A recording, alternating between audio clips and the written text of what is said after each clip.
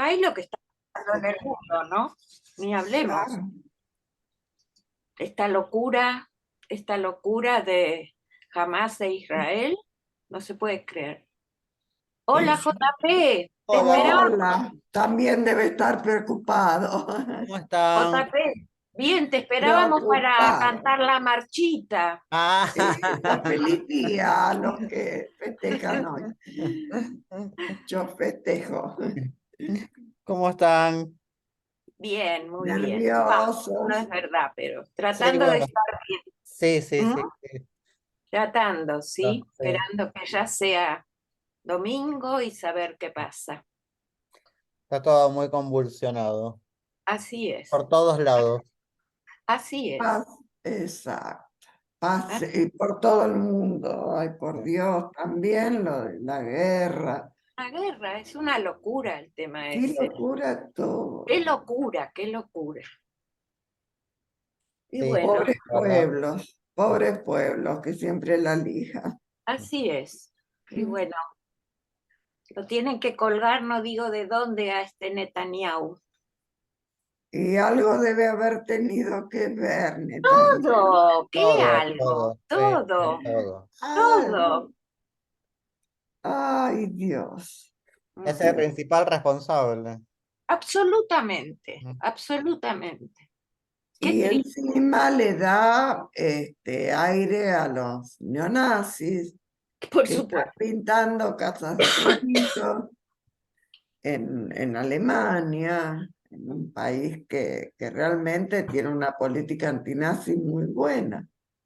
Pero Claro. bueno, este, Bueno, ¿cuándo largamos con la marcha? Vamos. vamos. Tenemos que cantar la marcha y JP Claro. tiene que hacer el stand-up. Todo, hoy. Tendríamos que haber analizado Sinfonía de un Sentimiento. Exactamente, no me salía nada porque Evita, no, Sí. Sinfonía de un sentimiento, La hora de los hornos. Era el Una de día las para dos. analizar Sinfonía de un Sentimiento. Podríamos analizarla. Dura Lo que pasa es como, que yo la no tengo sé. en cassette, toda en 200 cassettes que ya no tengo dónde pasar. Sí, bueno, es que no sé si se editó alguna vez en DVD. Supongo que debe estar remaster. El otro día alguien me preguntó, eh, Ah, debería estar en algún lado remasterizada, pero no sé si. Yo me acuerdo que salió cuando Página 12 sacaba las colecciones de la videoteca que había salido por Página 12 en video, ya no me acuerdo. pero hace, no sé, Hace 20 tiempo. años, sí. Pero vos prometiste algo, A Ah, ver, hacer una clase especial sobre Leonardo Fabio. ah, la, no, muy bien ese recuerdo, bien bravo que lo trajiste, no me Sí, acordaba. la Bueno, verdad que se lo merece qué bien, muy y buena es idea. un flor de cineasta. hicimos una ya hace mucho tiempo, allá, Sí, creo que el primer año hicimos uno, o sea, por ahí los chicos se acuerdan más que yo. sí. Una clase de Escúchame, qué, ¿cuándo perdón. fue el primer Hola, año? Hola, ¿qué Hola, haces? Hola, hola. Sí, hola. ¿De quién están hablando? ¿Una clase de qué? Leonardo Fabio. Sí, la hicimos. Sí, habíamos hecho una ¿pero en qué año en primer año. empezaron? Ah, no me acuerdo, tendría que buscar. No, el primer año no fue, ¿eh? No, Fue ¿no? el segundo o el tercero. Sí. Después hicieron, no, es un sorteo y me gané un libro de Fabio. Mm. Qué bueno. La única vez que me gané una Ay, mira, hermosa. Sí. Creo que yo no hicimos una estuve clase en de primera, ¿hicimos una acá la clase de Leonardo mayoría creo que no Fabio? Sí, estuvimos. sí, sí, hicimos No, Sí, hicimos. que Sí, vino, yo estoy desde la primer clase, soy de la primera hora, chicas. vino el yo sí, no director sé de la. si ¿Cuándo no, fue la primer Soy socia clase? soy fundadora. no Vino el sé ¿Cuándo si di- no empezó? soy yo una de las primeras inscritas, JP. No sé si Sí, te sí, acordás, sí, de ¿no es cierto? acuerdo. Estaba Me, afuera, estaba de me- viaje y lo leí en página y me inscribí Claro, por me mail, acuerdo, claro. claro. A me mí me pasó acuerdo. igual. Yo lo leí en página y me anoté. Sí. Sí, ¿Cuándo empezaron? en el 2016. 2016 o Ah, 17. 16. 16. claro. 16, 17, 18, 19, 20, 21, 22. Sí, ¿Este es allá. el No, yo octavo o me el enteré en el Este es el 18, octavo. todavía no era un horario que no podía y empecé en el 20, que iba a empezar y bueno, pasó la Y yo vos pandemia sabés que y acá estaba desde estamos. hacía un montón de tiempo que quería entrar a las clases de Dubati de teatro y no había lugar. Ay, Entonces yo iba las hice. Bueno, Yo yo las la estoy. hice. Después que entré a la de acá, como iba asiduamente a la cooperación, ya me avivé cómo era el Sheite y un día fui y me anotaron. Pero primero fui a la de cine, empecé como vos. No, La yo al primera clase, revés. Yo lo mejor claro. que yo lo que le felicito a Dubati que inventó esto de las clases, nada más. Después, Sí, creo que realmente. después de varios años huí, debo reconocer que huí. Yo Sí. No, empecé pero en está el bueno. 2020 también con Dubati, pero me daba, claro, por Zoom la sensación de ver un programa. No, eh, Yo me presencial. anoté. Yo iba presencial porque en esa época iba al centro, que tenía el estudio a la vuelta, pero Yo ahora ya no también, voy. La verdad que no me sirve irme al centro. claro. no, Tengo Yo 8 horas también. de viaje, tengo que pagar ¿dónde estacionamiento vivís? o venirme a la noche en Bondi. Y la verdad que prefiero quedarme acá cómoda, A ¿viste? mí me pasa lo mismo. ¿Vos dónde vivís, Yo vivo en Viviana? Caballito, Ay, yo vivo en Aedo. más lejos todavía, ni hablar. No, Bueno, el Sarmiento cada dos por No, es tres un te falla horror. y sonaste. No, aparte en invierno, yo tengo un colectivo, yo estoy a 5 cuadras de Rivadavia, o sea que todos los colectivos, todo me deja seis Ya cuadras el de mi casa. 26. Entonces me tomo cualquiera que va rápido. Y después hay uno que me deja a 2 cuadras, pero tenés que morir esperándolo, a veces tenés suerte, a veces no. bueno, Entonces, bueno, las directamente si paso. voy, tenés que pagar la estadía, porque son más de 1 hora. Es un Y, montón de guita que se y- me va. Ya La verdad hablaron que demasiado. Las voy a callar. Sí, ya ay, está. qué mal. Bueno, Ya escucha, está. es ya un está, día Basta. a mí me especial, gusta es porque un día Silencio. Tato especial. te vamos a llamar, te vamos a llamar Tato el censurador. Silencio. Silencio. Basta. Se acabó. Se acabó la charla por hoy.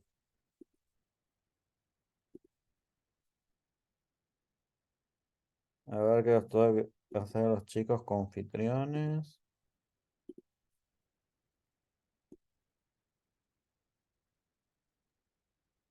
Ya me voy. No dijimos nada de Buster Keaton. Ah, bueno, nada. Día especial. Es para cambiar un poco los ánimos.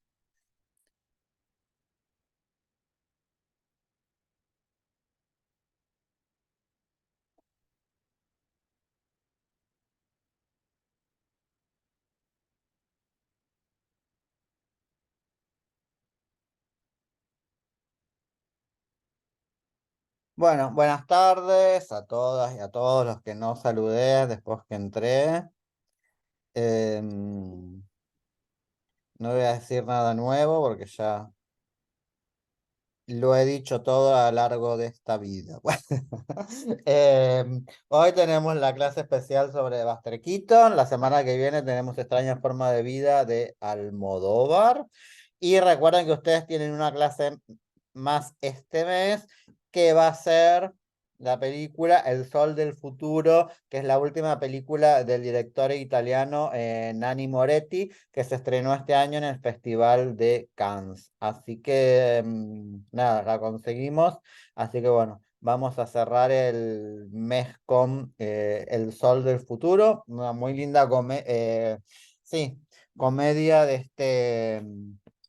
este director italiano con un mega elenco, Margarita Bui, una de sus actrices fetiche, Silvia Orlando, está Matthew Amalric, el actor francés, así que bueno, nada, para ponerle un poco de onda a este mes que viene como heavy, elegimos una comedia para no hacer tanto dramón. Hoy no tengo recomendaciones para hacerles porque no pude ver nada. No sé si Emiliana me puso alguna recomendación de parte de él, pero yo no hay nada nuevo en las plataformas para que les pueda recomendar. Por ahí Emiliano quiere hablar sobre Nada, la serie de Connie Duprat con Luis Brandoni y Robert De Niro, que a mí particularmente no me gustó, a él le gustó más que a mí, así que bueno. Yo los dejo por el momento y los veo al final de la clase. Bueno, eh, les hablo de Nada, la serie de Connie Duprat que está en la plataforma Star, que está protagonizada por Luis Brandoni y actúa como invitado especial Robert De Niro, ¿no? Que es el gran atractivo de la serie. Lo interesante de la serie, dos cosas. Más allá de que a mí me encanta Robert De Niro y eso ya es un plus, ¿no? Lo interesante de la serie es, por un lado, que destaca como la ciudad de Buenos Aires desde una óptica turística, con lo bueno y lo malo, pero con el acento en lo bueno, ¿no? Y creo que eso está bueno, es valorable, siendo una producción de corte internacional. Y por otro lado, hace esto que hacen siempre con Duprat, que hay una especie de crítica a la idiosincrasia argentina, con una especie de visión criticona de lo que viene a ser el porteño medio, ¿no? Y en ese personaje maldito, medio de miserable, medio desgraciado, aparece Luis Brandoni, ¿no? Y Connie Duprat tiene esta capacidad, ¿no? De tomar personajes, actores que tienen esa fama y convertirlos en personajes. Lo hacen con Oscar Martínez en El Ciudadano Ilustre, este tipo medio altanero, medio prejuicioso, medio soberbio, y lo hace ahora con Brandoni, con todas esas características que tiene Brandoni, y lo convierte en este personaje. La serie tiene 5 episodios nada más, dura media hora cada episodio. Cada capítulo tiene el nombre de un refrán bien criollo, ¿no? Como La verdad de la milanesa, por ejemplo, y aparece una suerte de definición de diccionario literal de qué será la verdad de la milanesa, y se la hacen decir a Robert De Niro en un inglés, perdón, en un castellano bastante mal pronunciado. Bueno, son como pequeños gestos de humor, muy del humor de ellos. Si les gusta el humor de ellos, la van a disfrutar. Y no mucho más que eso, ¿no? Se nota que es un producto for export, pero que como cada uno de los elementos que tiene. La comida argentina, ¿no? Explican cómo se hace una milanesa, el bife de chorizo, tiene como esa cosa muy turística y muy gourmet, y en paralelo tiene el personaje de Brandoni y por supuesto a Robert De Niro como un amigo neoyorquino que ve al porteño desde la distancia, ¿no? Y con toda esa lógica, ¿no? Lo hacen tomar mate a Robert De Niro y demás, que son momentos simpáticos. Se ve rápido, 5 episodios de media hora, es como ver una película de 2 horas. Se ven rápido, es simpática y nada, no mucho más para decir. Esa es la recomendación, también para pasar un rato y no mucho más. Muy bien, clase de hoy. El Gran Buster, ¿sí?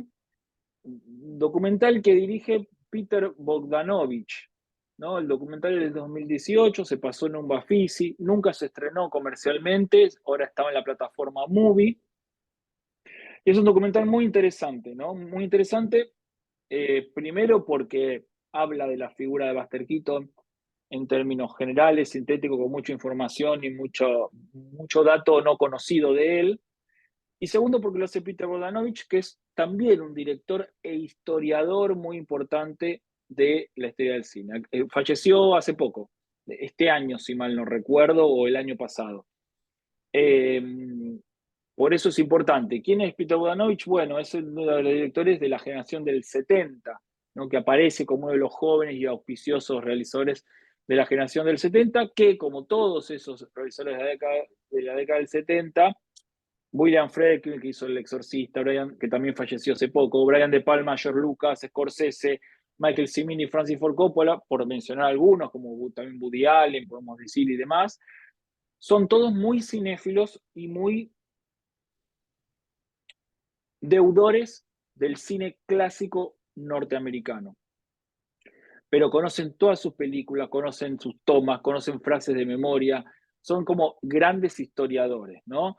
Y bueno, y con esa impronta y con esa mirada de valorizar el cine de antaño, Peter Bogdanovich hace este exquisito documental sobre Buster Keaton.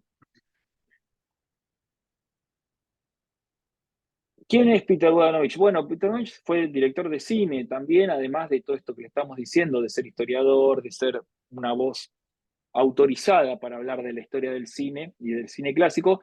Es sobre todo reconocido cuando se lo menciona el que hizo The Last Picture Show, ¿no? Esa película emblemática con Sybil Shepherd, ¿no? Con Jeff Bridges, muy jovencitos ambos, ¿no? Esto es anterior a principios de la década del 70. Hizo también ¿Qué pasa, doctor? Por ahí esa película fue un poco más popular, como Álvaro Estrella y Ryan O'Neal, también de esa época. Y la última película que hizo se llamó She's Funny That Way. Acá tuvo otro nombre, no me acuerdo, sí se estrenó en cines, una película con Owen Wilson, en clave Woody Allen, ¿no? En clave comedia de Woody Allen, comedia de enredo entre personajes, muy dialogada, personajes que tienen hipocondríacos, ¿no? Toda esta locura psicológica al estilo Woody Allen. Enredos de amores, de problemas de amores. Y bueno, la película es de 2014. Es una película que, a ver, sinceramente está bien y no mucho más.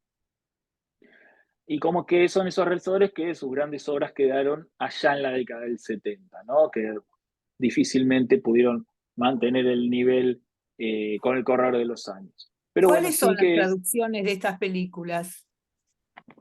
De las que están en inglés. A ver, Sí. The Last Picture Show es la última película, pero se conoció como The Last Picture Show. Ahora, a ver, lo estoy googleando para ver cómo se llamó acá en Argentina, porque seguro la Porque no, vieron la película. Seguro la ¿Qué vieron, fue pasa, muy doctor? conocida. Sí es conocida. Claro, esa es la más conocida de todas. La última película. Acá se llamó La Última Película. Y She's Funny, lo estoy googleando ahora en este preciso instante para que se vayan con el nombre concreto. Hay dos Enredos de... títulos de... acá me sale que She's Funny That Way, acá se llamó Enredos en Broadway. ¿Sí? O sea, con nada que ver con el título original. Claro. Qué bueno, pero bueno, muy, muy lógico también que con un título difícil de recordar tenga un nombre más simpático.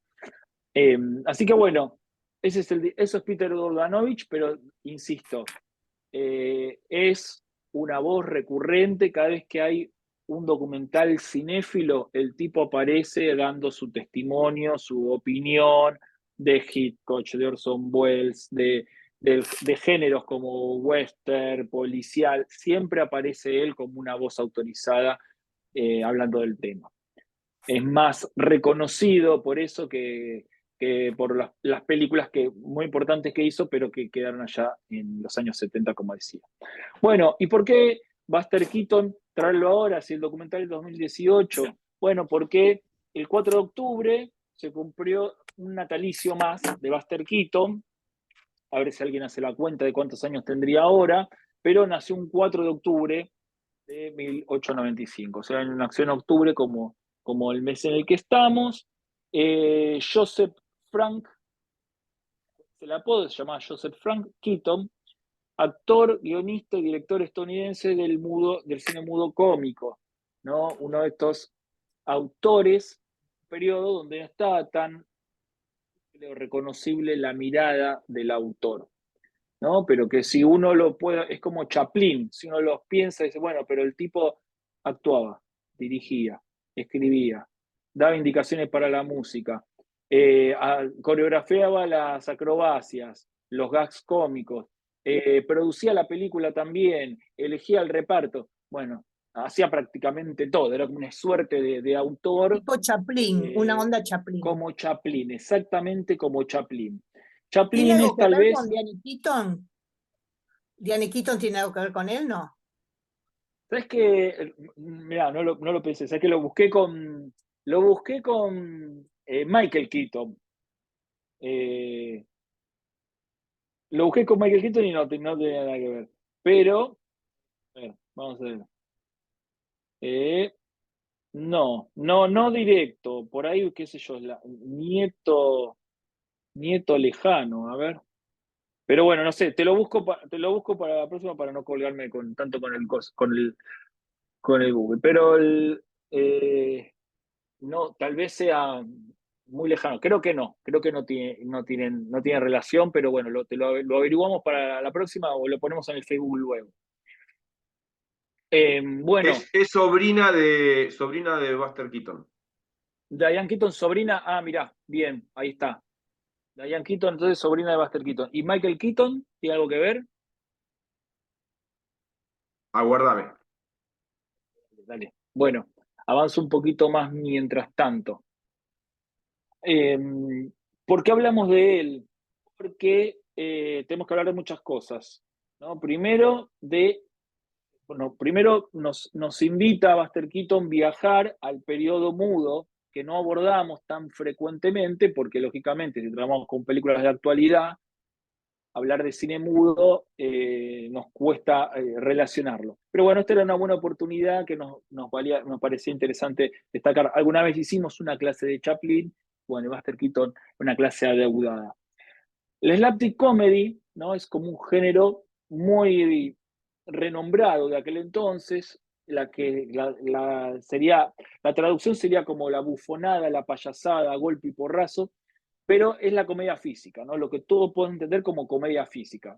Nos vienen más de la cabeza tal vez Los Tres Chiflados, que ya son del periodo sonoro, pero del primer sonoro, años 30 y 40, o algunas cosas de los hermanos Marx, o Abbott y Costello. Bueno, todos ellos pertenecen, o El Gordo y el Flaco, todos ellos pertenecen a la comedia, al slapstick comedy del primer sonoro. Si nos vamos más atrás al cine mudo, el slapstick comedy fue uno de los primeros géneros cinematográficos, ¿no? En esta idea de vamos a producir este tipo de relato, este tipo de película. Y se enmarcaba con toda una lógica, ¿no? Donde el cine todavía estaba en periodo de formación, en un periodo de origen del lenguaje cinematográfico, ¿no? Donde había que crear los movimientos de cámara, la puesta en escena, incluso mismo la idea del suspenso, de las acrobacias, todo eso no era metódico, no estaba institucionalizado, no me salía la palabra, no estaba institucionalizado como si se logró después en el periodo del cine sonoro. En ese inicio, estamos hablando aproximadamente de 1910, se crea este género y es muy popular, quizás el más popular dentro de lo que va a ser el cine mudo a nivel internacional. Acá nos viene, por supuesto, el recordatorio de mucho cine norteamericano, tal vez por ser uno de los que más se difundía, que sí tenía que ver con la comedia, así como el cine, por ejemplo, el cine italiano se basaba en el Peplum, ¿no? Estas películas de gladiadores romanos, o el cine de, qué sé yo, el cine alemán con el cine de montaña, ¿no? Que le decían el de los escaladores, los alpinistas, había todo un género con eso.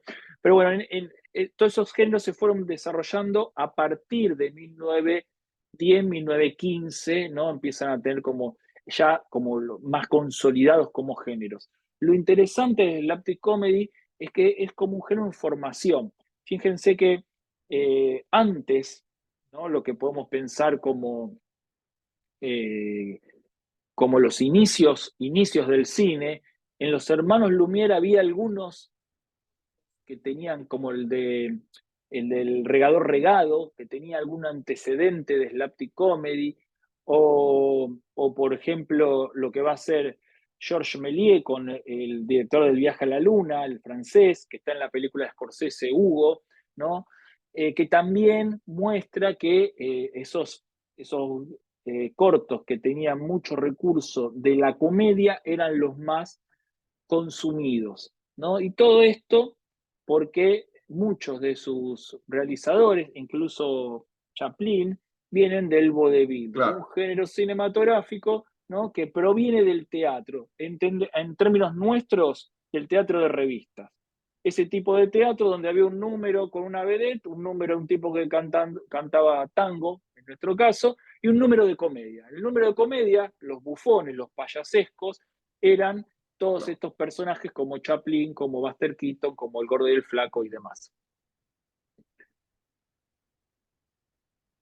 Ah, pensé que ibas a comentar algo. perdón, disculpe, es el delay, el delay. No, venía pensando. No, sí, igual vamos, es por más o menos lo que está diciendo Emiliano, esta cuestión, ¿no? Hay varios elementos que van consensuando la aparición temprana del género del slapstick comedy y después la gran popularidad y el gran impacto que tienen dentro del lenguaje del cine mudo.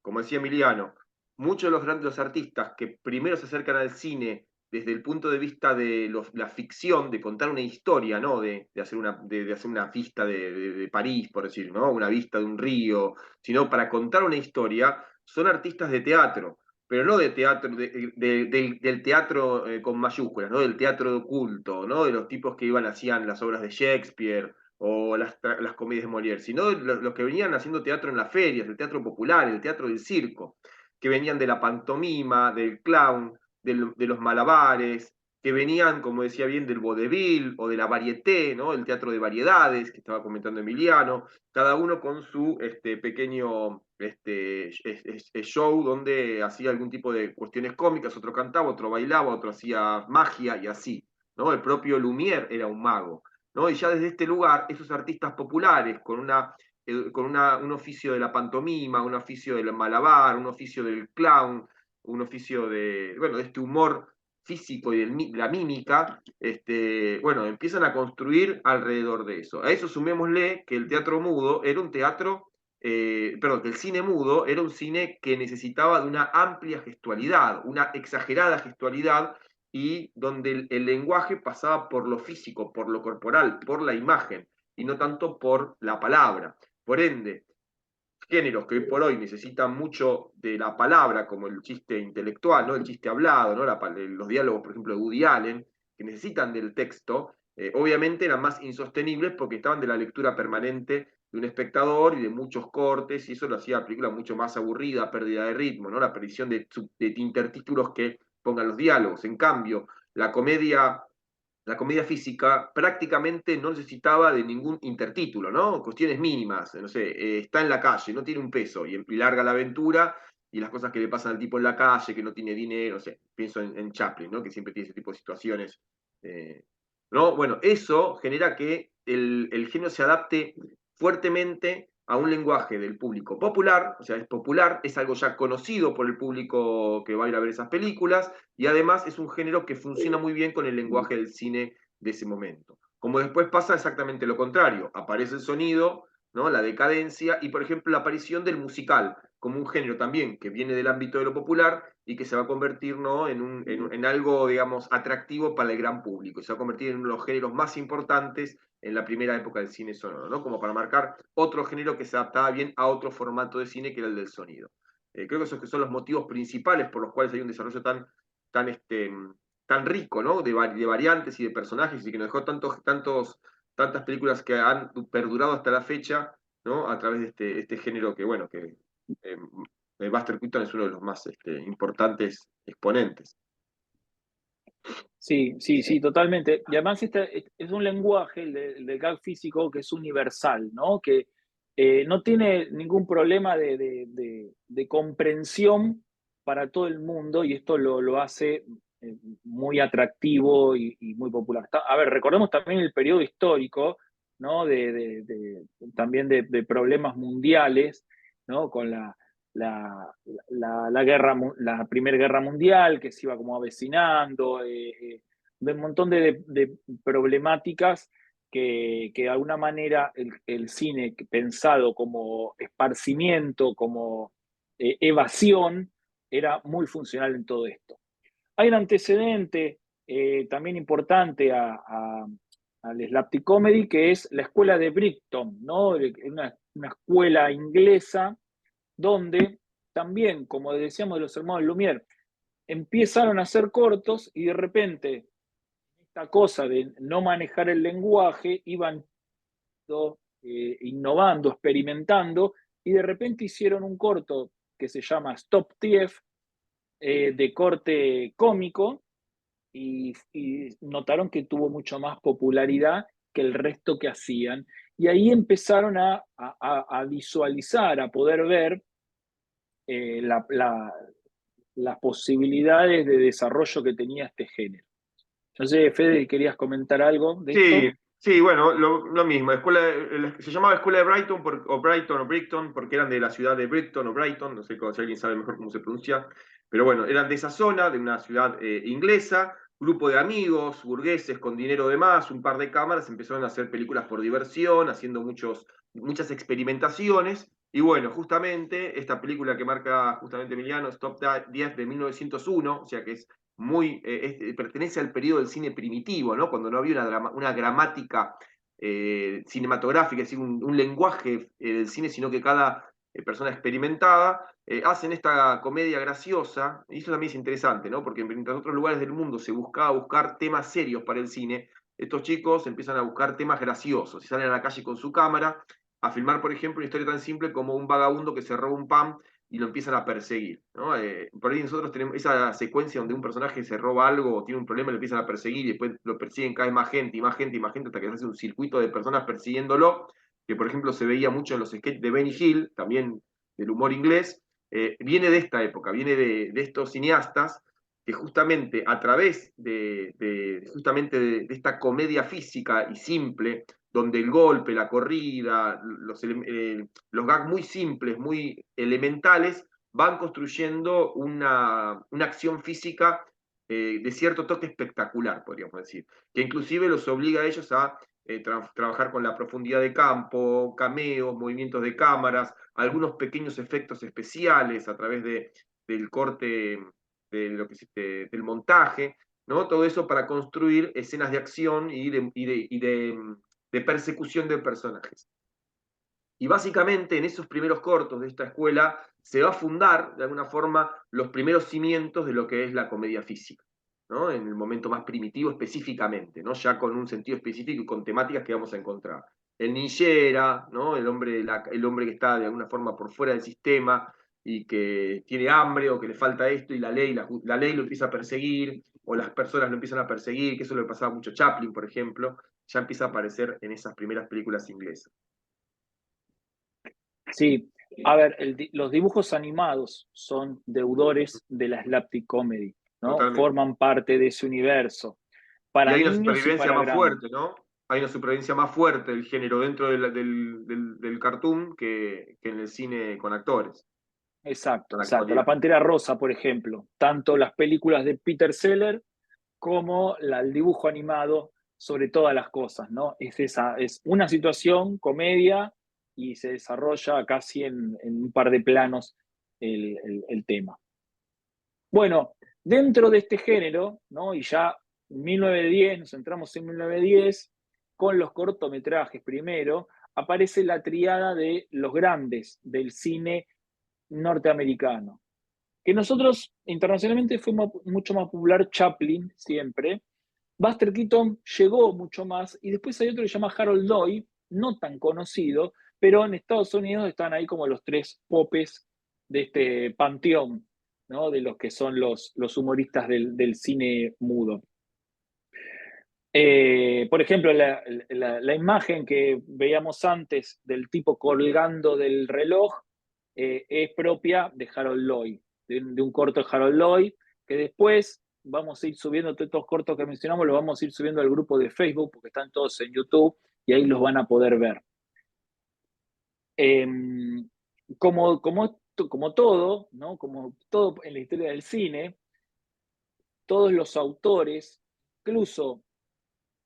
incluso la denominación de que son los tres grandes autores del periodo mudo, fue una denominación que se da después en la historia del cine, a partir de la década del 50 y del 60. Como decíamos que Peter Bogdanovich es una voz autorizada de los cineastas, historiadores que rescató a los grandes maestros del periodo clásico, bueno, también rescata a Buster Keaton, también esos realizadores y también teóricos. Recordemos que a partir de la década del 50 y del 60 es que el cine empieza a ser considerado arte. Como cine es considerado arte, empieza a pensarse cuál es la figura del artista dentro del cine, y ahí aparece la teoría del autor, que es siempre lo que trabajamos desde la escuela de espectadores de cine, ¿no?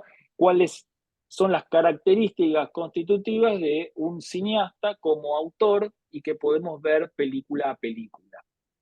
En esa lógica, ¿no? Que hemos hablado, por ejemplo, de Wes Anderson, que vamos a hablar de Almodóvar la semana que viene, y así sucesivamente, algo que nos encanta a nosotros pensarlo de ese modo, es que es algo que empieza en la década del 50 y del 60. Tenemos que tener en cuenta eso, no pasó siempre en la historia del cine. En la década del 50 y 60 es que se empezó a pensar la historia para atrás y pasaron los conceptos para pensarla para adelante también, ¿no? Cómo analizar la producción cinematográfica. En esa lógica se determinó que los tres grandes artistas del cine mudo cómico fueron, como les decía, Chaplin, Buster Keaton y Harold Lloyd. Aparte de los tres con personajes muy particulares y muy definidos, ¿no? Que van viendo película a película. Harold Lloyd, el citadino, con absurdas pero brillantes ideas que van resolviendo problemas inesperados. Bueno, este dibujito lo define muy bien. Sí. Buster Keaton, ¿no? Siempre el personaje de rostro triste, al cual siempre las cosas le salen bastante mal, y cuando le salen bien siempre es de absoluta casualidad, y él no tiene nada que ver con la solución, ¿no? De los problemas. En general es un tipo atravesado por la desgracia.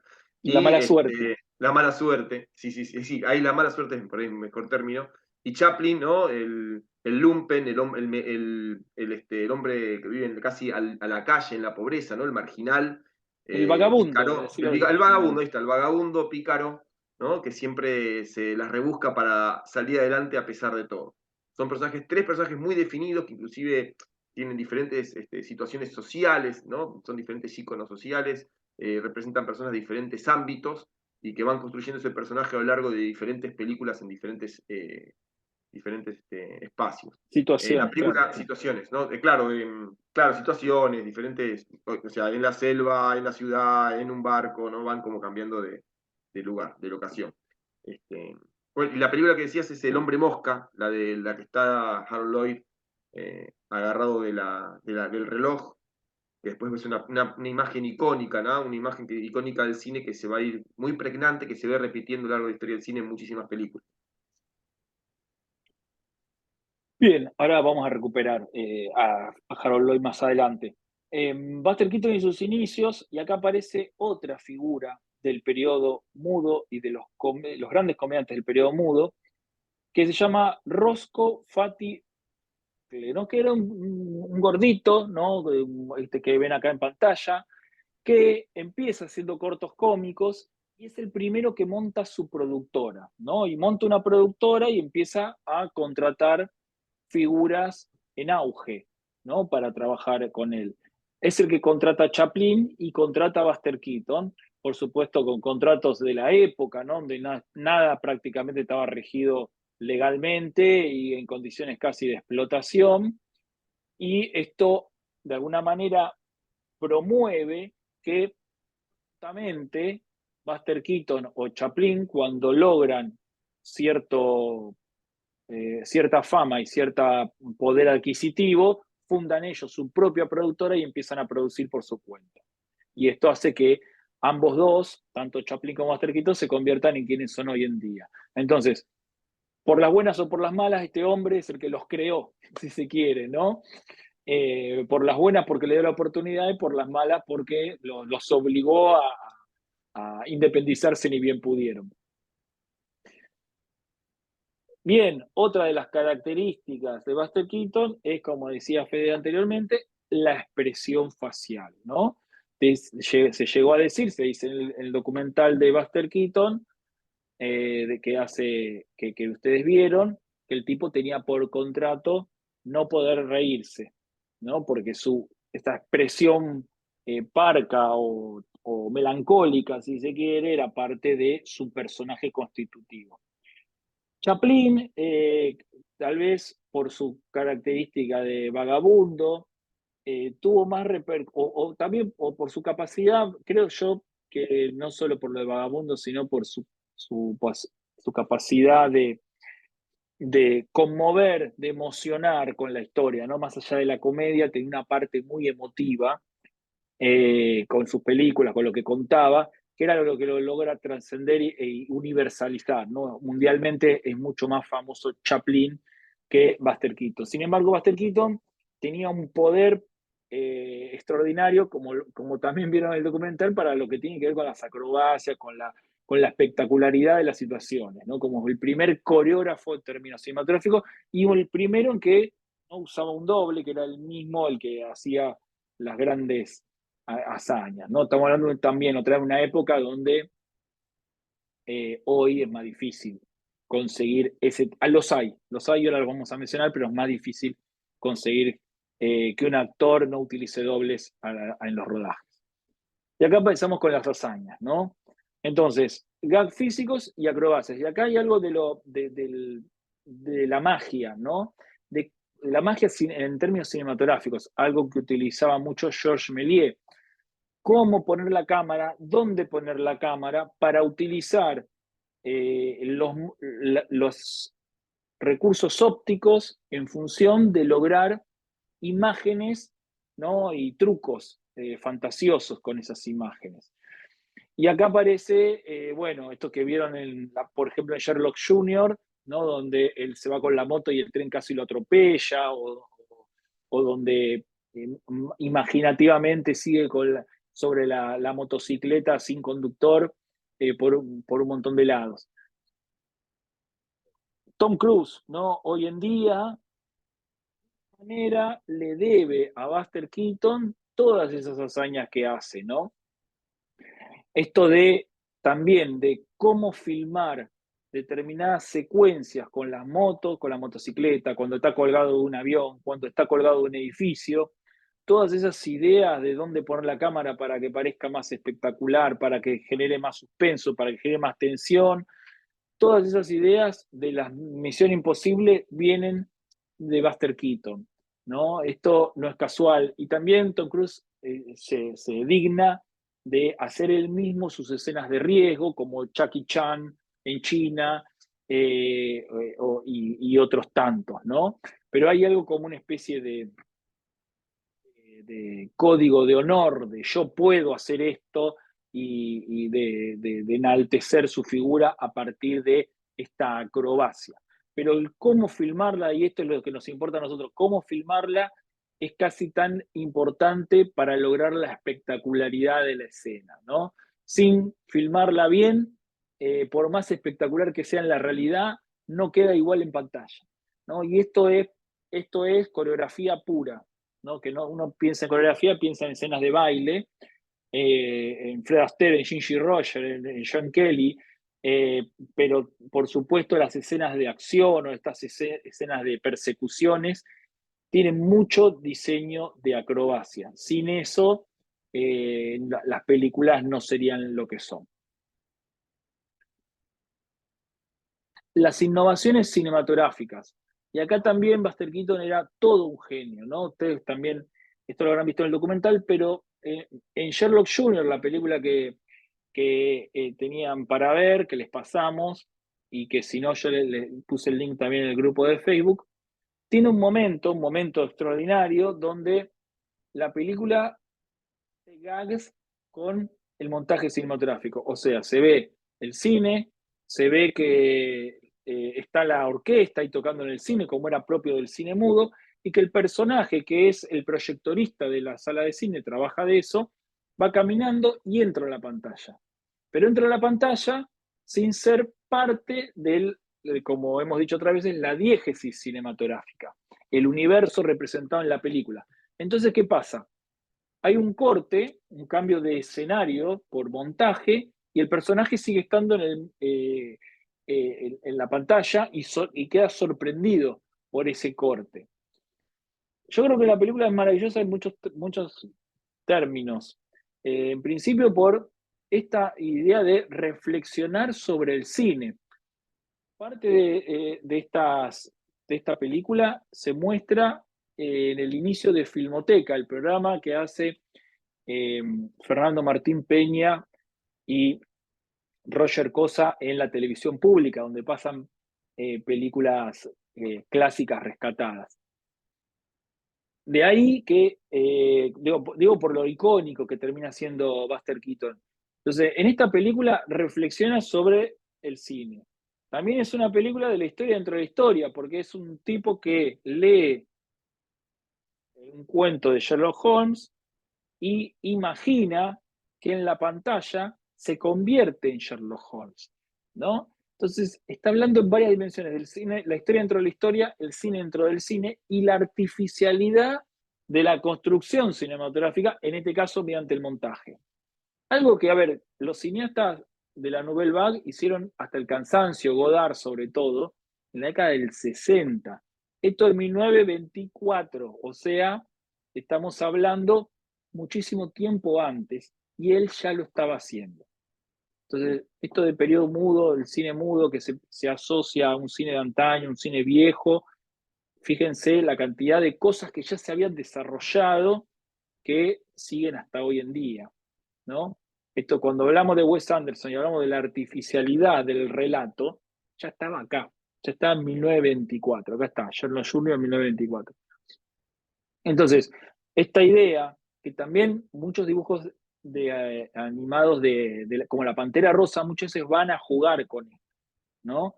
Va a ser un personaje que, ¿vieron eso que hacía Olmedo? Que por momentos miraba a cámara y hacía como un guiño al espectador y se iba detrás de los camarógrafos y hablaba con los camarógrafos, algo que ahora a veces repite Tinelli, ¿no? Como copiándolo a él. Esta idea de hacer consciente al espectador de que lo que estás viendo es pura ficción, ¿no? Y en ese guiño interactuar. Bueno, eso es lo que hacía Buster Keaton como el primero, el pionero en esta lógica, que bueno, que en esta película, ¿no? Está planteando eso, ¿no? La artificialidad del lenguaje cinematográfico, la artificialidad en este caso, en este gag, del lenguaje, del montaje, que es un recurso del lenguaje. Bueno, esta idea, como les repetía, de romper la cuarta pared, ¿no? Que ya habían hecho los cineastas modernos, incluso Woody Allen en La Rosa Púrpura del Cairo, ¿no?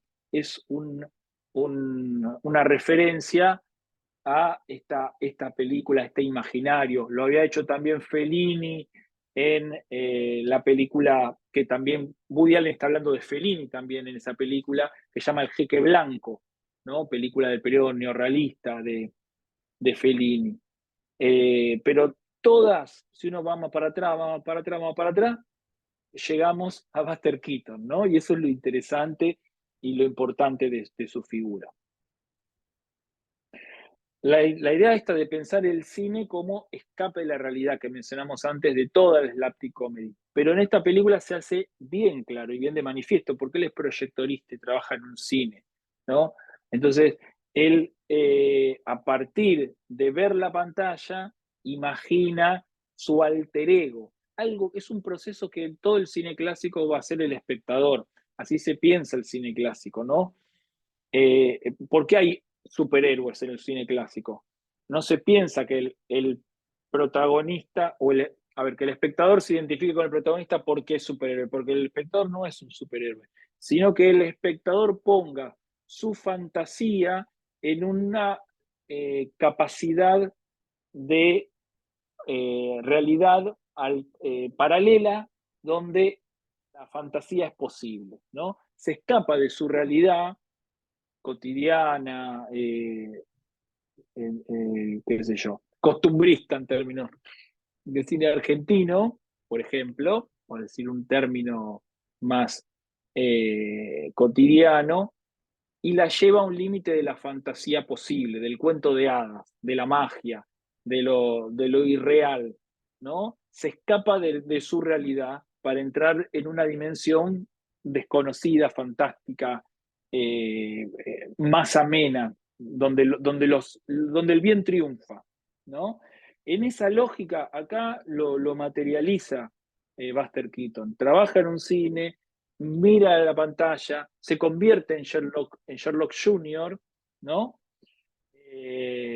Y resuelve el caso, se queda con la chica, es valiente, vence su miedo a sus inseguridades, su miedo a, a que le roben la chica a un tipo más pillo, más apuesto y demás, ¿no? Todos esos problemas que tiene la vida real se suspenden en la fantasía que representa en la pantalla.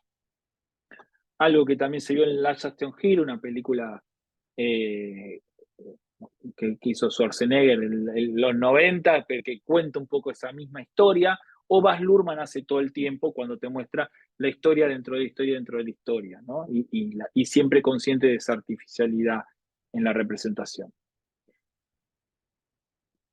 Otra cuestión de las innovaciones cinematográficas es utilizar la parodia como género. La parodia es ese género que, la parodia es un recurso, pero como género hay un género de la parodia, sobre todo en la década del 80 y 90, donde, a ver, existe desde antes, ¿no?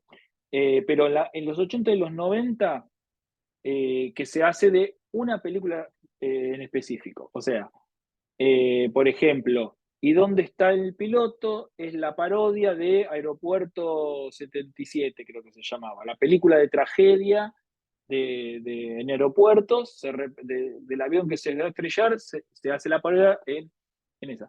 Los policiales se parodian con la pistola desnuda. Había una parodia de Top Gun, había una parodia de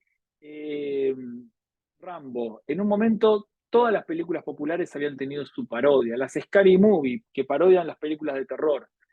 Siempre había una parodia. Si uno va más atrás en el tiempo, había parodia, sí. En un momento Abbott y Costello, otra dupla del cine sonoro, del primer cine sonoro, habían hecho una parodia de toda la saga de monstruos de la Universal. Era Abbott y Costello contra la momia, Abbott y Costello contra el hombre lobo, ¿no? Eran parodias de esas cómicas, lógicamente, de esas películas de un género opuesto, de terror. Pero si uno se va antes en el tiempo, nuevamente, va a encontrar que en 1923 Buster Keaton hace una película que se llama Las Tres Edades, que es una parodia del clásico de Griffith, Intolerancia. Griffith es el que hizo El Nacimiento de una Nación y después hacía películas épicas, ampulosas, y después hace Intolerancia, otra película, ¿sí?, donde mostraba la historia de la humanidad, ¿no?, en esos términos épicos, dividida en tres grandes épocas. Y esas tres épocas son las que se parodian en Las Tres Edades, la película de Buster Keaton de 1923, ¿no? Entonces, otra vez, ¿no?, para atrás en el tiempo y en la historia del cine, vamos a encontrar como un pionero de estas cuestiones a Buster Keaton.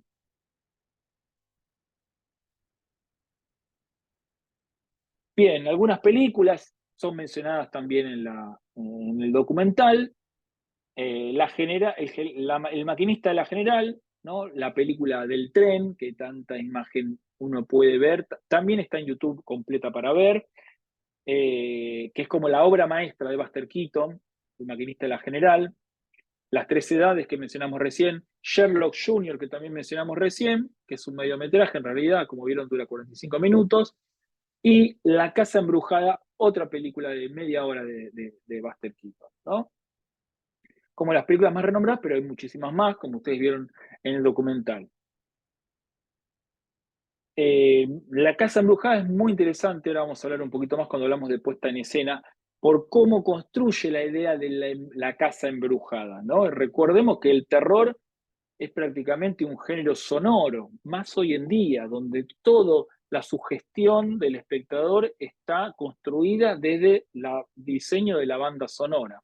¿Cómo hacer cine de terror en el periodo mudo, cuando no había manera de grabar el sonido? Bueno, La Casa Embrujada es un ejemplo de eso, ¿no? Cuando por supuesto también tiene momentos de humor, pero cómo construir el decorado, cómo poner la cámara para que ese decorado cobre vida, ¿no? Y genere esta idea del embrujo de esa casa.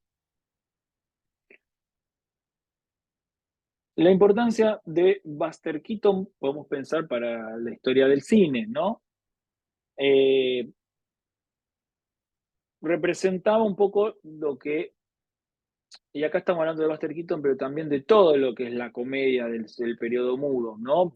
Nos ampliamos al slapstick comedy para no reiterar el caso de lo que menciona el documental, que ya vieron, sino rescatar algunas ideas, ¿no? Para desarrollarlas un poco más.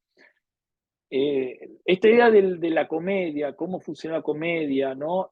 Pensemos el momento histórico de la Primera Guerra Mundial y la Gran Depresión, ¿no? Muchas de estas cuestiones eran grandes dramas sociales que los cómicos venían justamente a desarrollar y a trabajar y muchas veces a plantear otra realidad, ¿no? Una realidad, de hecho se pasaban a veces estos cortometrajes se pasaban en distintos lugares para que la gente pueda distraerse justamente de los problemas que había en aquel entonces.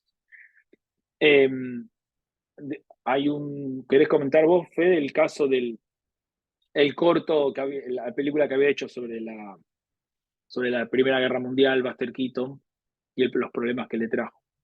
No, pero la de la Guerra de Sucesión, decís. Esa, La perdón. Guerra de Sucesión norteamericana.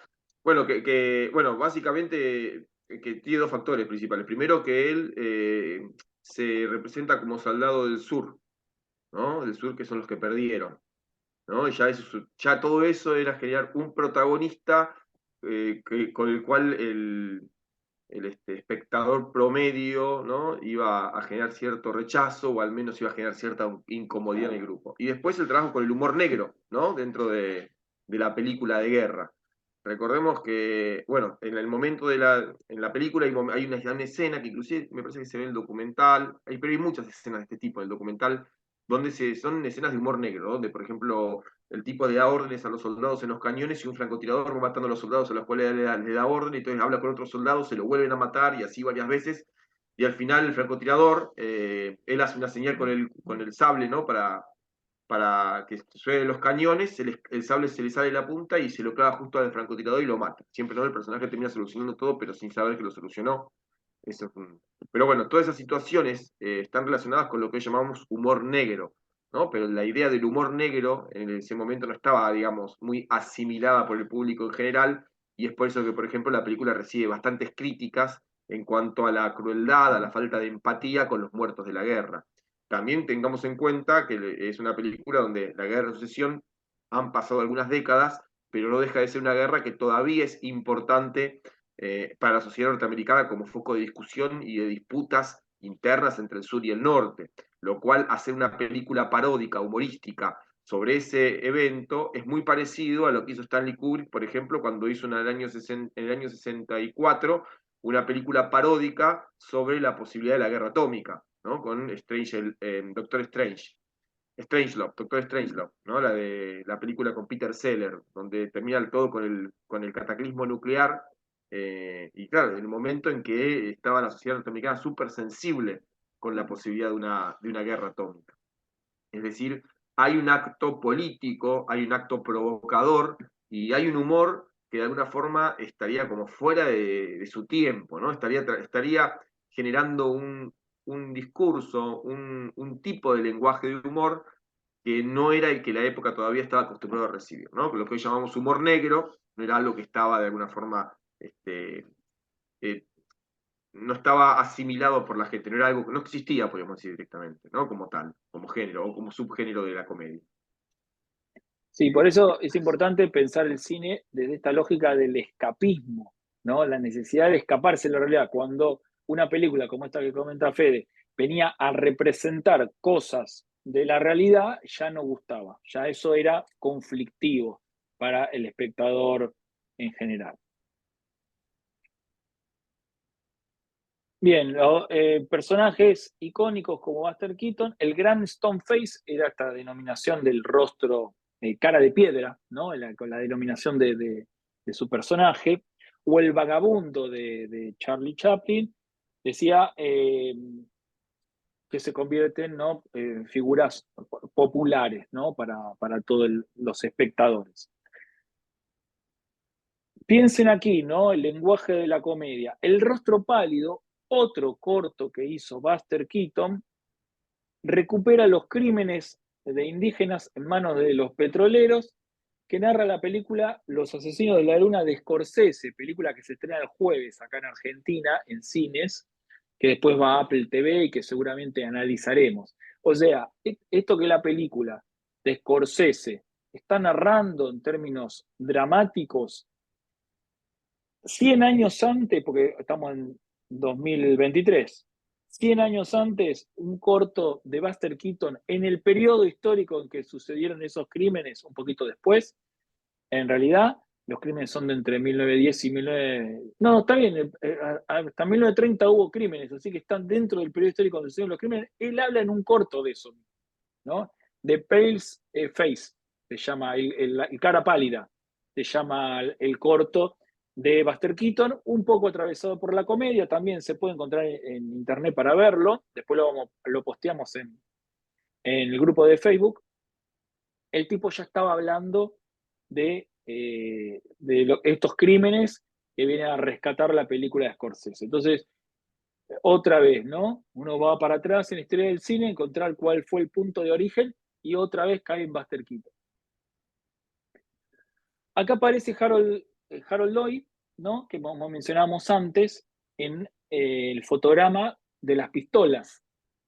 Y si uno ve John Wick, de las imágenes de John Wick que circulan en internet más representativas, película de acción con Keanu Reeves, para el que no la conoce, contemporánea, una saga que empezó creo que en 2014 y este año se estrenó la última. Hay una escena que es calcada a imagen de una película de Harold Lloyd, otro de los artistas del cine mudo. O sea, fíjense esta idea de la coreografía visual. Esto también es coreografía visual, es puesta en escena, es encuadre, un montón de elementos del lenguaje que la comedia vino a traer en aquel periodo histórico y que persisten hasta el día de la fecha. El otro Además, fotograma, sí. No es decir, la construcción de imágenes icónicas del cine, ¿no? Exacto. Imágenes tan pregnantes que aunque nosotros no conozcamos su origen, las conocemos la imagen, ¿no? Como, no sé, como la muerte del séptimo sello, como hablábamos recién de Harold Lloyd colgado del reloj. Hay un montón de imágenes que ya están en la cultura popular y que el cine recupera permanentemente de forma, hasta yo diría, casi inconsciente, ¿no? Y el espectador las reconoce más allá de las películas. La luna con el misil clavado en el ojo de Georges Méliès, ¿no? El viaje a la luna. El crimen no, en la claro. bañera de Psicosis. Exactamente. Entonces digo, son imágenes que se reproducen al infinito en el imaginario colectivo. Y parte de este cine, que es un cine profundamente visual, ¿no? Profundamente plástico desde lo visual, ha sido de alguna forma la fuente de un montón de imágenes que hoy quizás no sabemos de dónde vienen, pero que tienen una potencia cinematográfica que siempre es renovada por reutilizaciones en el cine contemporáneo de cada época. El otro fotograma pertenece a La Casa Embrujada, la película que habíamos mencionado de Buster Keaton, donde vemos que, por su posición hablando por teléfono, que la casa lo está aplastando, ¿no? La casa cobra vida porque justamente está embrujada y se convierte en un peligro para el personaje que tiene que luchar contra ella, ¿no? Y ahí aparecen todos elementos de puesta en escena, encuadre, ¿no? Punto de vista, angulación de la cámara, todo funciona, ¿no?, para construir esto. Acá están los tres, otra vez, en fotografía, ya no dibujos animados. Charlie Chaplin, Buster Keaton y Harold Lloyd. Otro de los elementos construidos en este tipo de relatos que vienen hasta el cine de hoy es la estructura narrativa en 3 actos, ¿no? Introducción, desarrollo y desenlace. Ese modo de contar llega hasta el cine contemporáneo. No, por supuesto, en parte venía del teatro, pero en parte los 3 actos del teatro por ahí están desarrollados distintos, no es tanto, no hay una introducción breve, un desarrollo extenso y una conclusión pequeña, sino que son 3 actos por ahí claramente aislados, si se quiere, en términos de unidades narrativas. Acá esto de introducción, nuevo desenlace viene de aquella época. La planificación minuciosa en términos de rodaje y elaboración de los escenarios y del juego con el gag que se está construyendo. Fíjense esto, si vieron creo que esta escena es de la casa embrujada, donde en un momento parte de la casa, no sé si se nota la secuencia en nuestros fotogramas, se cae literalmente el frente de la casa, ¿no?, que es un decorado, lógicamente, pero que es una madera construida de 5 metros, sobre el personaje de Buster Keaton, y justo él no le pasa nada. Esta es la suerte y mala suerte que hablaba Fede antes, porque esa ventanita que se ve arriba sobre él y va a hacer que la casa no lo aplaste. Él hacía sus escenas de riesgo, la película la hacía él, la protagonizaba él. Imaginen que si la casa fallaba y se caía desde un lado o de otro y lo aplastaba y se terminaba la película, la producción y era toda una tragedia. Esto de planificar meticulosamente cada movimiento de la escena, de la escenografía, o sea, no solo hacía la coreografía, sino que hacía el gag y hacía a que la película funcione como tal y que pueda seguir avanzando la producción. A ese nivel de perfeccionismo trabajaba Buster Keaton. Otro es esto, ¿no? Hablamos antes del dibujo animado. Vieron que el dibujo animado muchas veces sucede de izquierda a derecha o de derecha a izquierda, los personajes corren. No corren en profundidad, no corren hacia el interior del plano o hacia la cámara. Siempre corren hacia un lado y hacia el otro. Y esto porque es un recurso del dibujo animado de que el fondo, ¿sí?, se va repitiendo. Lo que cambia es lo que pasa delante. Bueno, para no complejizar la cosa, en términos de, ustedes lo habrán visto, esta escena es del Maquinista de la General, pero también lo habrán visto en Sherlock Jr., que el tren o la motocicleta va de izquierda a derecha o derecha a izquierda, ¿no? Y ese fondo, esa construcción de fondo plano, hace posible el truco, ¿no? Se ve claro cuando él va a pasar un puente, una casa que parece que va a chocar con ella y de repente, no, un camión. El camión que tiene un hueco adentro, y no lo vemos hasta que el camión se pone de frente. Esto de mostrarlo de costado y mostrarlo de frente es un recurso para poder construir el gag y para poder hacer funcionar el chiste en la película, ¿no? Pero si la cámara la pongo en otro lado, el chiste no funciona. Y esto es lo ingenioso de la puesta en escena. ¿Dónde poner la cámara? ¿Dónde mover los objetos dentro de ella? ¿Cómo desperdigarlos en el escenario para que el chiste sea más efectivo todavía? Bueno, y acá hablamos un poco, sí, del documental del Gran Gatsby, perdón, del Gran Buster. Y decimos Gran Buster, Gran Gatsby, porque nos recuerda justamente la estructura narrativa a El título. el título, ¿no? Como verán, el título, la tipografía de la letra, tiene que ver con Gatsby. ¿Recuerdan Gatsby? Hemos analizado en su momento la película de Baz Luhrmann con Leonardo DiCaprio, El Gran Gatsby. La historia que contaba El Gran Gatsby era de un tipo que en lo mejor de su vida, en este caso lo mejor del amor, estaba enamorado, era millonario y había decidido invertir su vida en algo, era un tipo que vivía de fiesta en fiesta y de repente encuentra como su métier y su lógica y va como todo va camino al éxito y en ese Es el mejor momento de su momento en vida, que él espera el reconocimiento, que todos le den el reconocimiento que nadie le había dado. Digo, como en ese para... momento la tragedia, un suceso inesperado cae sobre él y su vida concluye en ese momento. Claro. Esa metáfora del Gran Gatsby es lo que va a marcar Peter Bogdanovich, el director del Gran Buster, sobre Buster Keaton. Dice, es lo que pasa con Buster Keaton.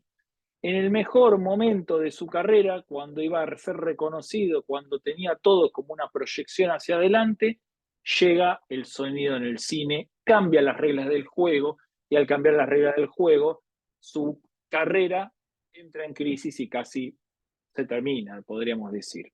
Lo mismo sucede con el final de su vida, ¿no? Después de años de decadencia y de olvido, cuando por fin le llega el reconocimiento de los cineastas europeos, ¿no? En el festival, era Cannes, ¿no? En Cannes, o en Venecia, Sí, en Venecia, era en Venecia. En el en Festival de Venecia. Venecia, claro, cuando por fin le llega ese reconocimiento, que le digan, che, vos sos de los grandes del cine, en ese momento él se muere también, ¿no? Son los dos momentos cruciales, ¿no? Cuando él dice, bueno, por fin llegué, se acaba el cine sonoro, y después cuando después de 40 años lo reconocen como uno de los grandes cineastas de su tiempo, ahí también, justo a los pocos meses, muere. ¿No? Esa especie de jugada del destino, ¿no? De crueldad del destino que ha habido en la vida de este personaje. Recordemos esto que hablamos siempre de la poética del autor.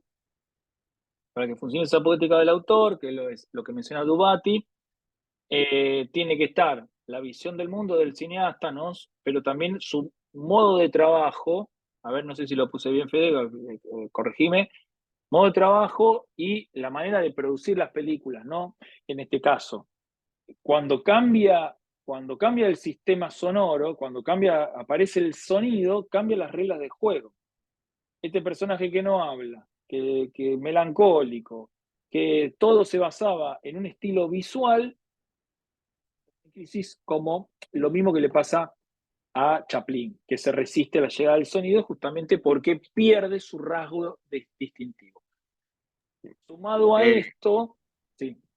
No, iba a decir que inclusive Buster Keaton tuvo mucha mala suerte, porque no solamente le pasó el tema del sonido, sino que el último periodo, el momento en el que cambió, además de todo, él es cuando él firma con MGM, ¿no? Con Metro Goldwyn Mayer, y eso lo termina de arruinar porque pierde el poder creativo.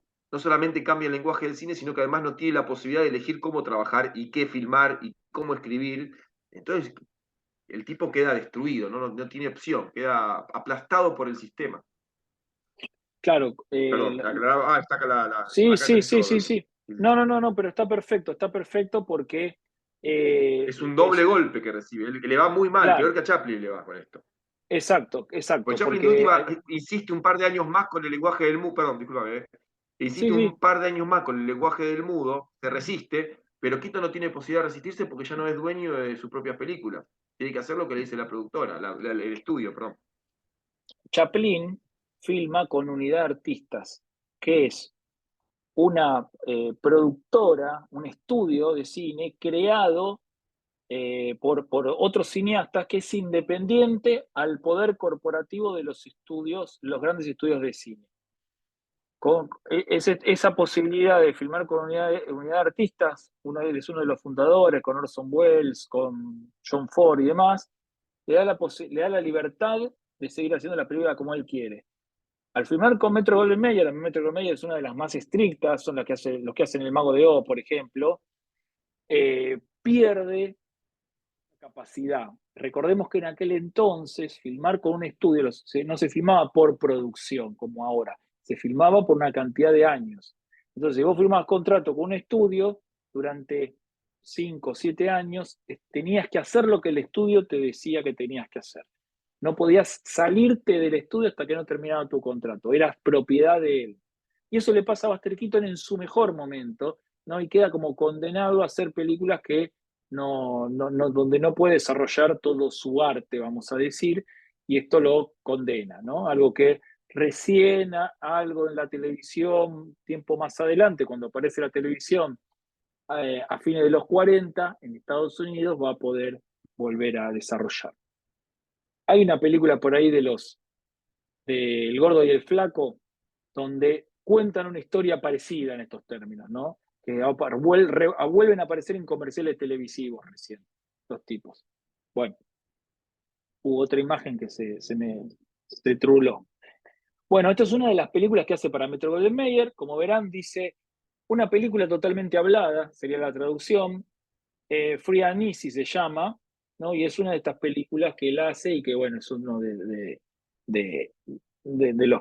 los problemas que va a tener para trabajar. Además, piensen que en los primeros momentos del cine sonoro, la cámara estaba fija por una cuestión de poder filmar y que no salga el ruido de la cámara en la pista de audio.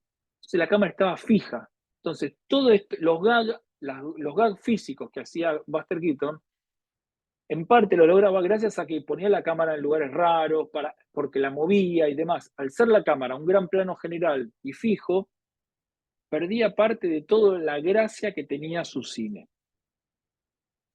Lo de la pérdida del control cooperativo es un poco lo que dijimos recién, ¿no? Esto de el contrato leonino que había leonino en doble sentido que había tenido con Metro-Goldwyn-Mayer.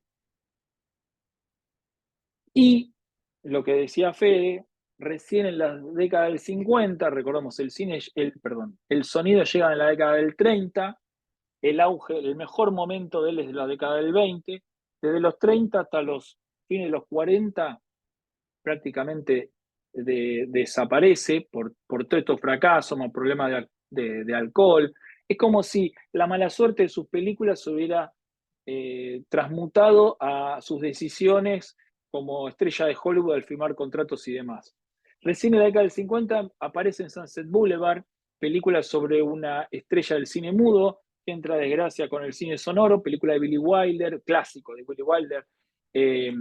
El ocaso de una vida se llamó acá, donde aparece en el papel del mayordomo Buster Keaton. También aparece un cortometraje de Samuel Beckett, que a mí me lo pasó Fede, yo no lo había visto, que se llama Film, ¿no? Es de 1965, lo menciona la película, ¿no? Lo menciona la película, pero yo no lo había visto, que es un cortometraje experimental, ¿no? Y experimental en toda la onda de los años 60, ¿no? Que uno puede pensar a Andy Warhol, Narcisa Hirsch, acá en Argentina, y todos los happening y todas esas ideas innovadoras de un cine y de un arte netamente experimental y de probar y de jugar con las ideas y con la cámara. No esperen ver un cortometraje narrativo. Se los vamos a postear también en el grupo de Facebook ahora luego de la clase. Recordemos, ¿no? Beckett, dramaturgo y director de teatro, bueno, obras súper importantes para el teatro del siglo XX, como Esperando a Godot o Final de Partida, ¿no? Ese derrotismo de la sociedad occidental y el absurdismo de la imposibilidad de la comunicación. Bueno, yo creo que ahí hay también un análisis que uno puede hacer, porque el propio Keaton dice que no entendió qué pasó en ese corto o qué es lo que era. Él no sabía qué estaba pasando, ni entendía la acción, ni el fin en sí mismo del cortometraje, a dónde iba, ¿no? Como que no se enganchó para nada con la situación. Pero creo que también ese vagar de Buster Keaton por la televisión, por los comerciales, de meterse de aceptar cualquier propuesta, hasta el cortometraje de un director de teatro absurdo, ¿no? Experimental, tiene que ver también con esa preocupación o esa cuestión de Keaton de tratar de reflotar su carrera como de lugar y de aceptar cualquier cosa, ¿no? Desesperadamente, para poder de una forma reivindicarse, ¿no? Volver a conseguir el lugar que había perdido como gran figura del cine, ¿no? Se transforma en una momia el cine, y hay una búsqueda de volver a aparecer, ¿no? De volver a ayornarse a los tiempos que venían, de encontrar el reconocimiento que se le había negado, ¿no? Y creo que ese vagar por todos lados y mostrarse en todos lados, con cierta decadencia y sin ningún poder creativo sobre nada, es un poco un síntoma de esa situación, ¿no? A la que había llegado, desesperación, mejor dicho.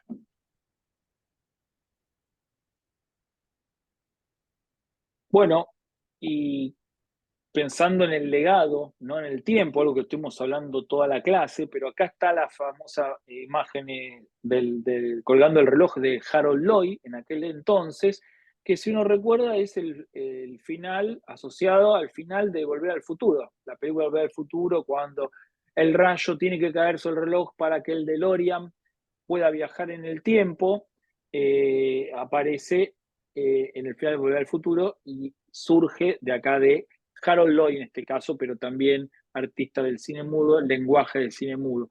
Y toda la escena del tren, para que en el lejano oeste de Volver al Futuro 3, el DeLorean pueda volver a 1985, viene de el maquinista en la general de Buster Keaton, ¿no?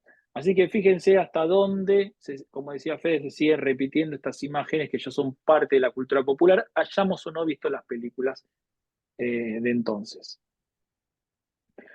Hoy en día está Rami Malek, aquel que ganó el Oscar por hacer de Freddie Mercury en la biopic sobre Freddie Mercury llamada Rapsodia Bohemia.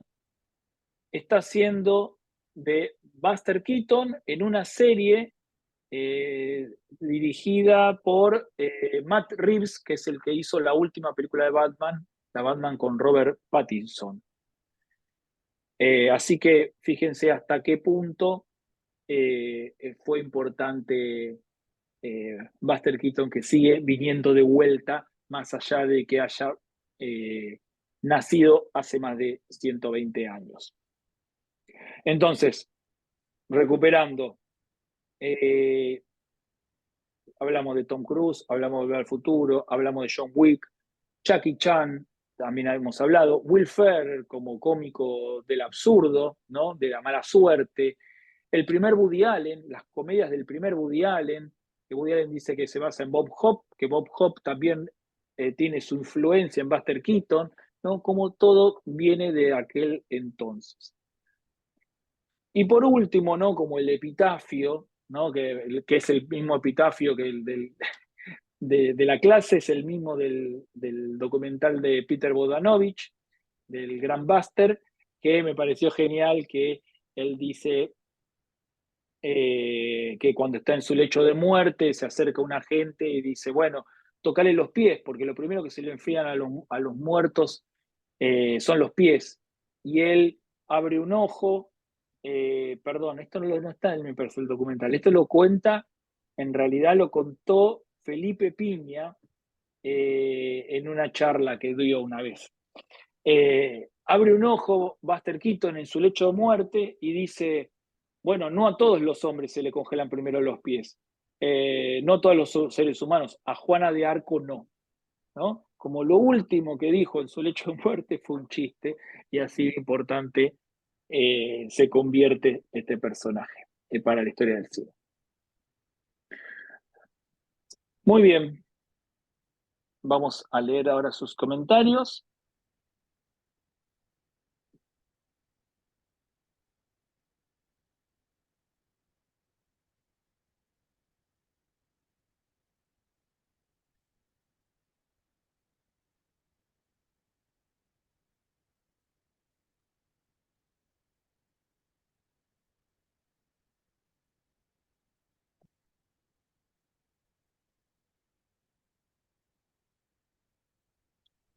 Bueno, nadie tiene Ah, comentarios. Ahí ven, ahí está. se estaba tomando su tiempo. Se está tomando su tiempo. A mí me aparecieron todos los mensajes anteriores que no había visto en el estado de la clase. Realmente gratamente sorprendido por descubrir la vida de este genio de quien solo tocaba de oído respecto de sus logros. Un inventor del cine, un genio de los gags físicos. Qué gran legado para todos los cineastas. Gracias por obligarnos gratamente a ver este documental. ¿Qué más decir del Gran Buster? Bueno, muy bien. Una síntesis de la clase, muy bien. Vamos a colgar en el Facebook estos cortos que mencionamos para que los puedan ver y alguna película que aparezca. sigan obligándonos. Igual por ahí la clase de Fabio la podríamos hacer, ¿no? Eso va a ser, ¿Cómo? estaría bueno. ¿Cómo Estaría la bueno. Que clase? estaban pidiendo una clase de Fabio, así que sí, Sí, la sí. vamos No sé a si tener ahí. hicimos una vez, me parece, ¿eh? Hace Sí, mucho, mucho tiempo. hicimos cuando se estrenó el documental de Venturini, Ujú. que vino Venturini al CCC. Fabio Crónica de un director se llamaba. Una especie de juego Sí, de sí, es palabras verdad. con Crónica de un niño Es verdad. solo. Pero bueno, ahora vamos a ver cómo podemos traerlo nuevamente. Bueno, nosotros tomamos Master Keaton un poco por el natalicio, pero también porque era, como les decía al principio, una oportunidad para hablar de este periodo histórico que si no como que no lo tocamos nunca y era importante recuperarlo. Mientras ustedes daban la clase, yo hice un emotivo viaje en mi primera infancia. Yo con 4 o 5 años de la mano de mi papá, yendo a ver El Gordo y el Flaco, Chaplin, etcétera, dice Diana. Bueno, muy bueno, muy bueno. Eso es importantísimo, ¿no? También que uno pueda relacionar con su propia experiencia cinematográfica. Un grande del cine medio apenas su debacle de sus fracasos con la familia y el poco reconocimiento en su época que lo llevó al alcohol, dice Viviana.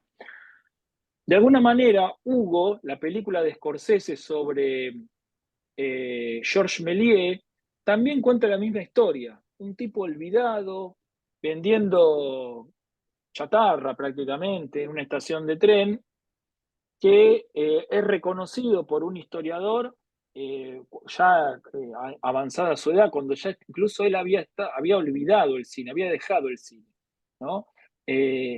Un poco lo que cuenta Scorsese es que eh, uno de sus problemas era que después de la guerra y todos los problemas la gente ya no quería ver comedias, ¿no? Por el clima de la época, además de que vendió su producción, la tuvo que rematar para poder sobrevivir.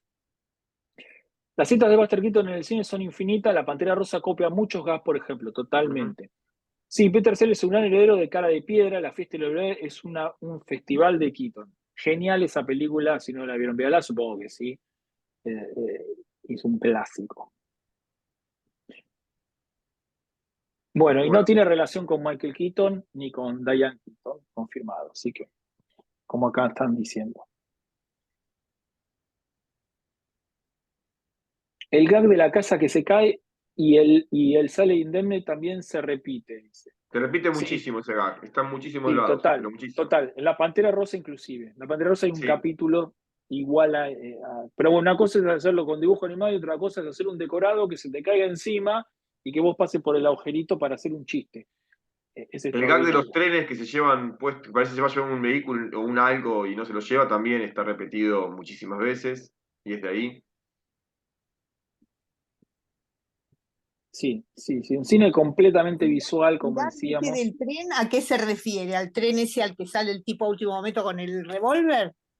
Cuando el gag de que él deja el auto La en la vía del secuencia del tren tren. o algún objeto en la vía del tren, como la casa o alguna cosa, y hay Ah, varias, se repite sí, varias películas, y el tip viene el tren, viene el tren, viene el tren, y al final el tren iba por otro carril y no lo agarra, se quedan tranquilos, pasa otro tren y se lo revienta. Ese gag sí. está bien explotado al Sí, en dos infinito en un montón películas de pasa comedias. eso, él mismo lo repite Claro, también. claro, claro, pero también pasa Es muy interesante el bueno, tipo, me sí. encantó, me encantó. La verdad que uno, si no fuera por esto, lo escuchó 20 veces, pero toca de oído, nunca lo vimos. Hemos visto mucho más de Chaplin que de él, ¿no? Sí, Pero son muy parecidos, me hizo acordar mucho. Y después debe haber sido genial verlos juntos, ¿no? se puede todavía, Sí, gracias a Dios, está hicieron, en YouTube. hicieron un corto juntos y después Chaplin lo recupera en Candilejas. Cuando él hace Claro. Candilejas, película del periodo sonoro de Chaplin, ya los dos avanzados en edad, actúan un par de escenas con él. Pero en el periodo mudo, para este personaje Roscoe Buckley, el gordito que mencionamos antes, hacen un corto cuando ambos no eran conocidos todavía, hacen un corto Claro, porque juntos. él es el primero que los explota, va, Exacto, explota exacto, literalmente. exacto. Ahora voy a buscar, no me acuerdo cómo se llama ese corto, lo voy a buscar y se los voy a poner en el grupo también. Ay, sí, son hermosos. Aparte son lindos porque son cortitos. Además son cortitos, uno los ve Sí, enseguida, es bárbaro. y Bueno, qué ese es bueno humor que les haya interesado. inocente, ¿no? Ese humor sin doble mensaje. Exacto, Me exactamente. encantó, la verdad que me encantó, gracias. Me alegro mucho. Bueno, ¿cómo lo pasaste, Emiliano? ¿Fuiste a las cataratas? ¿Estuviste en Sí, las sí, sí, sí. cataratas? Te Estuve vi el fin ahí de muy semana. familiero, con tu hijo que no puedo creer lo grande Bueno, que está. se me están yendo a cualquier lado. Está enorme, sí, Bueno, está enorme. tenemos que hablar con él. Siempre hablamos con vos, viste, monopolizás todas las Bueno, charlas vos, pero viste, no es seas, que esa es la viste, idea, yo eh, tengo que eh, monopolizar. Así claro, esa es la idea. los voy a También echar. te vi a vos comiendo, merendando con, no sé, con un sobrino, no sé con Mis quién, sobrinos, sí, sí, sí. con tu Bueno, sobrino. Así que no digas, yo también te sigo el rastro a vos, picarón. bueno, no es para que me... Los echo, chau. Porque se fue Bueno, a un cualquier beso lado en y la voten bien el clase. domingo, te pido por favor. Voten bien Sí, porque si no sí, nos tenemos que ir del país. Ni por Zoom los voy a poder ver. Sí, tal cual, tal Tengo cual. que ir.